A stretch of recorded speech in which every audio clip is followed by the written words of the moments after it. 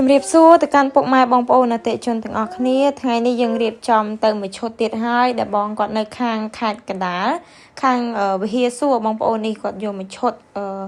មានកង់ដែកបងប្អូនទាំងអស់គ្នាម៉ាស៊ីនថ្មីដៃមួយទឹកតម្លៃត្រឹមតែ5លានជាងទេពុកម៉ែបងប្អូនទាំងអស់គ្នាសម្រាប់ពុកម៉ែបងប្អូនដែលគាត់មានតម្រូវការជាមួយនឹងគោយន្តពីខាងហាង6លឹមបងប្អូននេះគាត់ដឹកទៅផ្ទាល់បងប្អូនទាំងអស់គ្នាគាត់ឡើង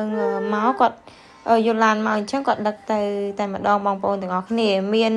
កង់ដែកមួយគូបងប្អូនតម្លៃត្រឹមតែ5លានជាងម៉ាស៊ីនថ្មីដៃមួយទឹកបងប្អូនទាំងអស់គ្នាអញ្ចឹងបើសិនជាបងដែលគាត់ចង់បានជាមួយនឹងប្រភេទឈុតដៃថ្មីឬក៏ដៃមួយទឹកអីបងអាចធ្វើការតាក់ទងមកកាន់ហាង6លឹមបានដោយសារតែអីវ៉ាន់គឺយើងមានច្រើនតម្លៃមែនតើអញ្ចឹងបើសិនជាបងត្រូវការអាចតាក់ទងមកកាន់ហាង6លឹមយើងផ្ទាល់បានដើម្បីឲ្យខាងយើងផ្ញើជារូបឬក៏វីដេអូជូនដល់ពុកម៉ែបងប្អូនតើអរគុណច្រើនពុកម៉ែបងប្អូនជួបគ្នាវីដេអូក្រោយអរគុណ